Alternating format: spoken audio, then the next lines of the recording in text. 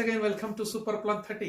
Super plan 30లో భాగంగా 10th class mathematics లో అవుట్ ఆఫ్ 80 మార్క్స్ కు 70 to 80 మార్క్స్ మీరు సాధించాలంటే ఒక చక్కటి ప్లాన్ అవసరం.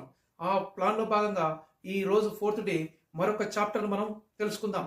ఆ చాప్టరే రియల్ నెంబర్స్.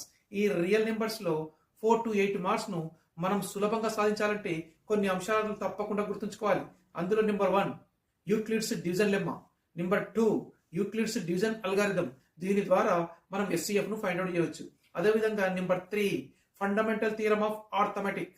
అదేవిధంగా నెంబర్ 4 ప్రైమ్ ఫ్యాక్టరైజేషన్.